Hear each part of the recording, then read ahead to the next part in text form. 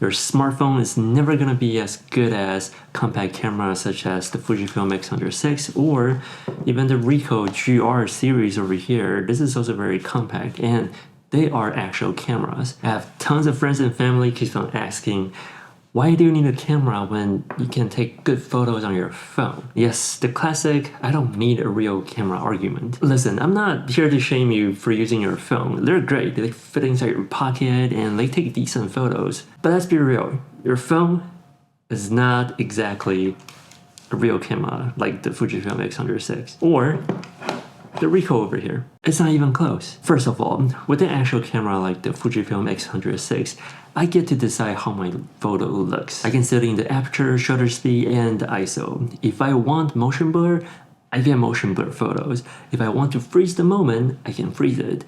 If I want like beautiful blurry backgrounds, I can just adjust my aperture. Now on the contrary, with your phone, it's like an overprotective parent who won't let you do anything fun. Oh, you want to shoot the photo at 500ths of a second?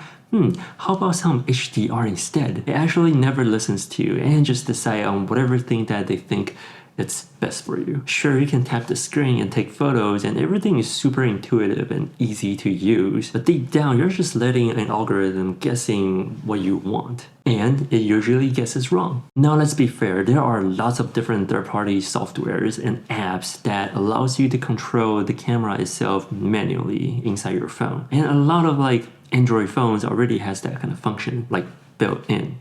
Come on, iPhone. And that's fantastic and great overall in my opinion.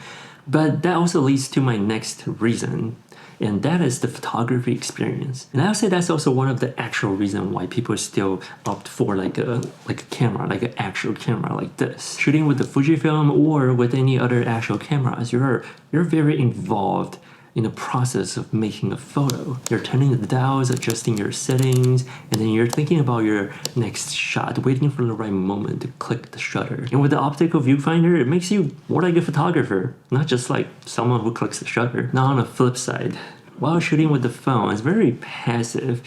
You're not exactly like engaged in the process. You simply tap the screen and then you let the phone does all the work for you. There's just no connection between the process. I mean, yeah, you can like tap it and like scroll up and down to change your settings if you want to use like a third-party app, but still it's very different. It's very passive, and then you're just looking at the phone like a self-checked out kiosk instead of like talking to the barista who's making your latte. Actually, it's not exactly a close example. I think it's more close to like getting your latte with those robotic arm that makes you coffee. It's just like that. And let's be real, when you pull out like an actual camera and start shooting, people respect you more. They think you know what you're doing. You have the Fujifilm X100VI around your neck, people think you have a Leica. As soon as you pull out your phone and start taking photos, you're just another dude taking photos of your like Starbucks drinks. It's just not the same. Now I hear you, you get like 50 megapixels on your phone. It's so small compared to an actual camera that big. That's great, you have a toaster, but that doesn't mean you can cook a steak with that. More megapixels doesn't mean better photos, in case you haven't noticed. And it's... okay, I'm actually out of ideas here with metaphors, but you get the points, right? Hopefully. It's more about the sensor size, and compact camera like the Fujifilm X100VI or the Ricoh has like APS-C sensor. The sensor is massive compared to the one that you have on your phone. With bigger sensor, you get more light in, you get better detail, better dynamic range, and better low light performance. Ever notice that your night mode photo looks like oil painting whenever you zoom all the way into just to see the details? Yeah, that's noise reduction working overtime because it's struggling with the tiny sensor inside your phone. And don't even get me started on computational photography. Okay, first of all, I think it's great. It's amazing technology. It's a little crazy how people can, like how your phone can do these kind of stuff. Essentially what it's trying to do is Photoshop behind the scene and trying to guess and make everything look better in the phone's opinion, not yours. So you don't really get to decide like how you want the image to turn out. It'll automatically brighten up your face, whatever it thinks the subject is, and try to balance the background and the foreground and just so that everything is like visible to everybody. Now with the Fujifilm, it gives you like the classic color science straight out of the camera. No Photoshop, no oversaturation, no over sharpening things, just clean cinematic images. And that's that's hard to beat. Now let's go ahead and tackle the next argument that I hear a lot is that, but our phone, like, you know, it does like 3x, 5x, 10x optical zoom. You can see so far with this. But here's the thing, like with the phone, like it's got like tiny pieces of glasses in there. It's very tiny. Here's the 70 to 200. It zooms very far to 200 like millimeters. It's very far. And you're comparing your phone, like a tiny little piece of glass here, with this huge, gigantic, heavy glass that actually zooms all the way to like 200. You think that's the same thing? Like, I mean, obviously technology has gotten like way better now, but still, it's not exactly the same. There's just no comparison here. Not trying to put shades on like smartphones nowadays. I think they came a long way and the technology has gotten so much better and it's impressive, honestly.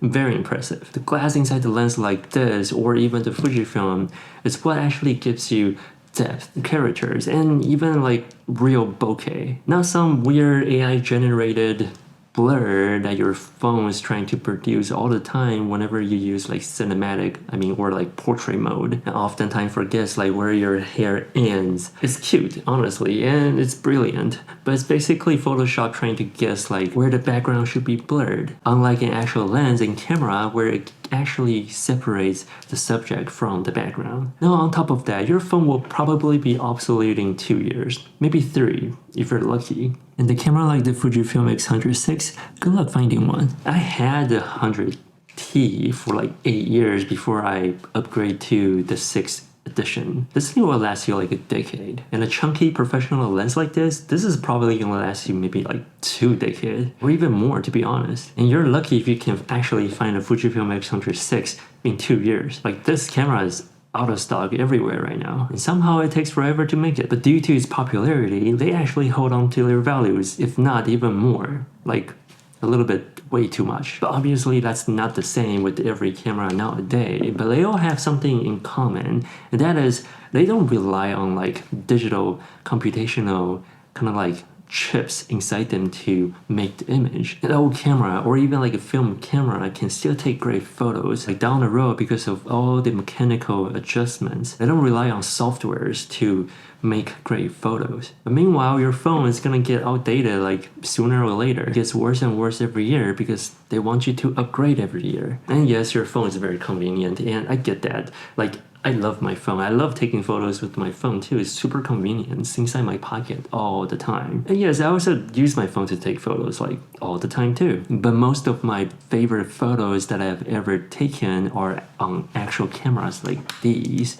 not on my phone. The best thing in life takes effort, not because it's easy or convenient. Carrying a camera takes more effort than just, having your phone around, but that's exactly why it's way better, because it forces you to think about the shots, be more intentional, and actually enjoy the process of creating. So look, if you're happy with your phone, like, by all means, go for it, it's fine. And it's actually quite good, in my opinion, to take photos too, like everyday life photos. There's absolutely nothing wrong with that. But if you love photography, you want better image quality, you want better control, and actually be inside the creative experience, your phone is never gonna cut it. You need a real camera. And if you're wondering if you should get the Fujifilm X100VI, the fact that you're still watching this video right now tells me you already know the answer.